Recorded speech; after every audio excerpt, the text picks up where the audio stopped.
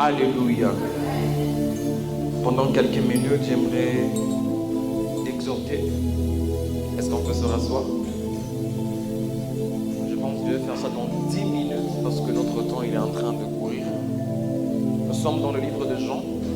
Jean chapitre 11, le premier verset. Jean chapitre 11, le premier verset. La Bible déclare: il y avait un homme malade, Lazare, de Béthanie, village de Marie et de Marthe sa sœur. C'était cette Marie qui oignit le parfum du Seigneur et qui lui essuya les pieds avec ses cheveux. Et c'était son frère Lazare qui était malade. Sautons au verset 17. La Bible est en train de dire: Jésus étant arrivé, trouva que Lazare était déjà depuis 4 jours dans les sépulcres. Et comme Béthanie était près de Jérusalem, à 15 stades environ, beaucoup de Juifs étaient venus vers Marthe et Marie pour les consoler de la mort de leur frère. Lorsque Marthe apprit que Jésus, j'aimerais que vous suiviez les détails, la Bible commence par dire Marthe. Lorsque Marthe apprit que Jésus arrivait, elle alla au-devant de lui, tandis que Marie se tenait assise. Marthe dit à Jésus: Seigneur, c'est Marthe qui parle. Marthe dit à Jésus: Seigneur, si tu eusses été ici, mon frère ne serait pas mort. Et lorsqu'on saute jusqu'au verset 32, le tour de Marie maintenant vient. Lorsque Marie fut arrivée là où était Jésus et qu'elle le vit, elle tomba à ses pieds et lui dit: Seigneur, si tu eusses été ici, mon frère ne serait pas mort. Jésus, la voyant pleurer,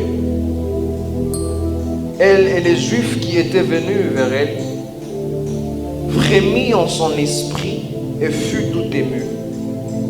Et il dit: où l'avez-vous mis? Seigneur, lui répondirent-ils, viens et vois. Le verset 39, la Bible dit: Jésus dit: ôtez la pierre.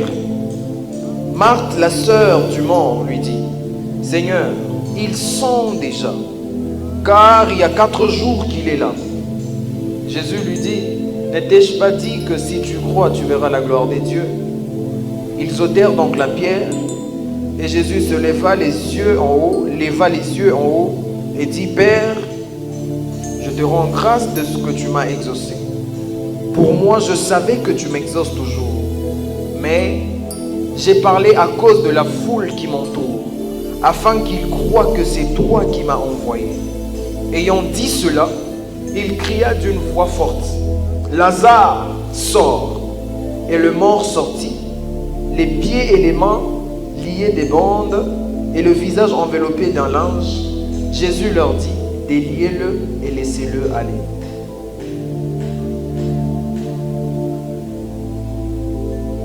On lit Luc chapitre 10, vite. Luc 10, 38, la Bible dit: comme Jésus était en chemin avec ses disciples, il entra dans un village et une femme nommée Marthe le reçut dans sa maison. Il avait une sœur nommée Marie qui, s'étant assise aux pieds du Seigneur, écoutait sa parole. Marthe, occupée à divers soins domestiques, survint et dit: Seigneur, cela ne te fait-il rien que ma sœur me laisse seule pour te servir? Dis-lui donc de m'aider. Le Seigneur lui répondit: Marthe, Marthe, tu t'inquiètes et tu t'agites pour beaucoup de choses. Une seule chose est nécessaire. Marie a choisi la bonne part qui ne lui sera point ôtée. Parole du Seigneur. Alléluia. Pendant 10 minutes, je vais essayer un peu de donner la part du Seigneur. Il s'agit de l'histoire de Lazare que nous connaissons tous très bien. Lazare, c'est le frère de Marie. Et puis un jour, on vient dire à Jésus: Lazare est très malade. Jésus, ayant entendu que Lazare était malade, n'était pas parti pour prier pour lui. La Bible dit qu'il a attendu 4 jours avant qu'il aille voir Lazare. Et puis après ces 4 jours, on vient dire à Jésus, Lazare est mort. Et puis maintenant, Jésus est parti à Béthanie, là où était Lazare, pour le voir. Mais ce qui arrive dans la ville de Béthanie, et c'est là où il y a même mon message, c'est ce qui est en train de m'étonner. La Bible dit, Marthe s'est approchée en premier de Jésus. Lorsqu'elle s'est approchée en premier de Jésus, elle a dit à Jésus, Lazare est mort. Si tu étais ici, Seigneur, Lazare ne serait pas mort. Écoutez ce que Jésus est en train de dire à Marthe. Jésus dit à Marthe, si tu crois en moi, tu seras sauvé. Une deuxième personne vient dire la même chose à Jésus, Marie. Marie dit à Jésus, Seigneur, si tu étais ici, Lazare ne serait pas mort. C'est la même question. C'est la même intervention. Marie et Marthe ont la même intervention. Mais à la même intervention, Jésus n'a pas réagi de la même façon. Lorsque Marthe dit à Jésus, si tu étais ici, Lazare ne serait pas mort. Jésus commence par lui dire, Marthe, tu sais, si tu crois en mon nom, si tu crois en moi, tu auras la vie. Mais lorsque Marie vient dire la même chose à Jésus, Marie dit à Jésus, Seigneur, si tu étais ici, Lazare ne serait pas mort. Directement, la réponse de Jésus, c'est où est-il? Et c'est là où il y a même l'interrogation qui était en train de me poser. Pourquoi est-ce que lorsque Marthe vient dire à Jésus, Marthe, Jésus, si tu étais ici, Lazare ne serait pas mort. Jésus commence par lui donner un cours d'affermissement. Mais lorsque c'est Marie qui vient, Jésus lui dit directement, où est-ce qu'il est? Pour que j'aille le ressusciter. Et du coup, la réponse, je l'ai eue dans Luc. La Bible est en train de dire, ce jour-là, Jésus était arrivé dans une ville, et dans la maison de Marie. Et lorsque Marie était en train d'écouter la parole de Dieu au pied de Jésus, la Bible dit que Marthe était en train de faire les soins domestiques pour Jésus. En d'autres mots, Marthe était en train de vouloir servir Dieu, Jésus à manger. Mais pendant que Marthe voulait servir à manger à Jésus, Marie était assise au pied de Jésus en train d'écouter ce qui sortait de la bouche de Jésus. Alléluia. Alléluia. Ainsi, on a comme l'impression que Marie est ce genre de personne qui favorise plus la relation que le service. Marie est cette catégorie de personnes qui favorise plus la relation avec Jésus que le service pour Jésus. Et ce matin, j'aimerais le confirmer à quelqu'un. Le service que tu fais pour Jésus n'est pas plus important que la relation que tu dois entretenir avec Jésus. Marie l'a compris. Je vais m'asseoir au pied de cet homme, je vais écouter ce qu'il me dira. Mais Marthe n'a pas compris cela. Marthe est partie servir Jésus. C'est pourquoi maintenant, lorsque devant un problème, les deux viennent voir Jésus, Jésus ne va pas réagir de la même façon. Je me pose la question, pourquoi est-ce que quand Marthe dit à Jésus, si tu étais ici, Lazare ne serait pas mort, au lieu que Jésus réponde à la question et dise à Marthe, Marthe, où est Lazare pour que j'aille le ressusciter? Jésus commence à lui donner un cours d'affermissement et tout et tout. Mais pourquoi est-ce qu'à Marie, il n'a pas commencé par un cours d'affermissement, mais il lui a directement demandé où est ton problème? Pourquoi? Parce qu'en réalité, Marie avait déjà entendu ce que Jésus devait lui dire concernant la résurrection et la vie. Le temps qu'il passait au pied de Jésus dans Luc 10, c'était un temps où il était en train d'écouter déjà ce que Jésus devait lui dire. Vous savez, lorsqu'on apprend les affermissements, il y a une séance théorique et une séance pratique. Marthe n'avait pas encore connu la dimension théorique des affermissements. Et lorsque Jésus vient et lui dit, si tu étais là, Lazare ne serait pas mort. Jésus comprend que non. En réalité, cette femme, elle ne connaît pas encore qui je suis. Elle doit passer par les affermissements. C'est pourquoi Jésus commence par lui dire, non, ne t'inquiète pas, Marthe. Si tu crois en moi, tu auras la vie éternelle.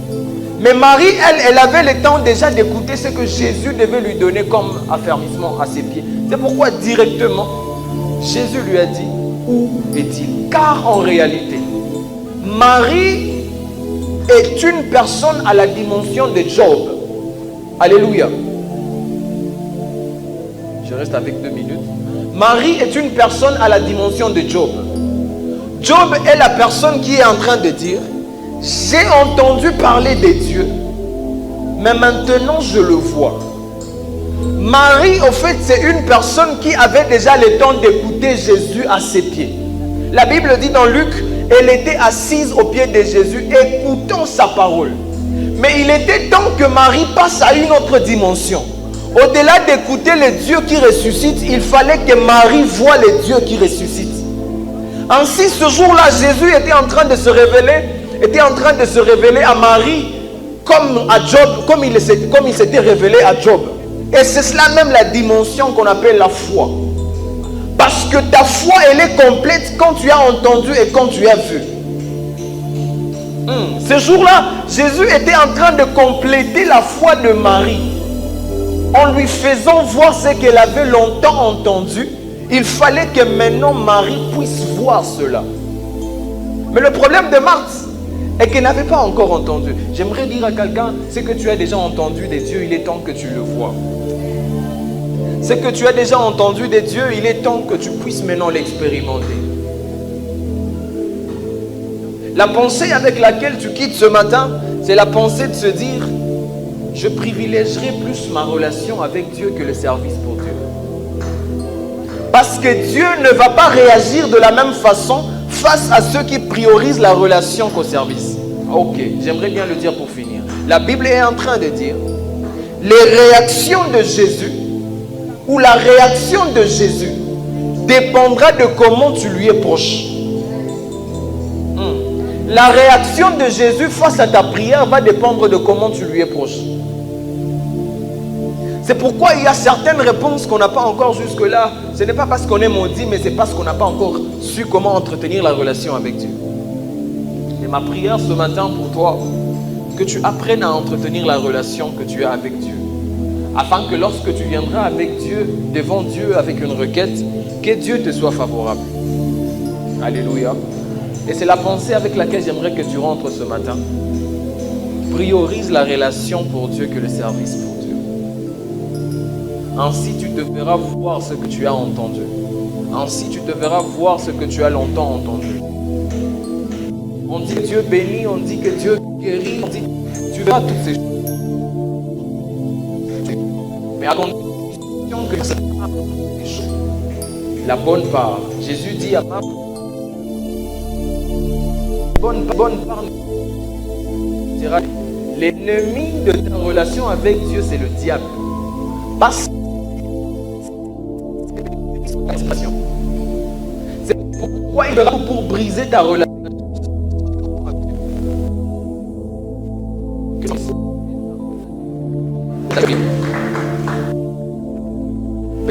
Seigneur, je te dis merci pour cette exhortation de ce matin. Bénis la vie de mon frère, bénis la vie de ma soeur. J'ai mis dans sa vie afin qu'on comprenne quelle est l'importance que toi accordes à la Seigneur, que nous Marthe, mais que nous soyons des maris, que nous apprenions à faire la bonne part afin d'attirer la faveur de Dieu sur nos vies. Donc Jésus, Amen.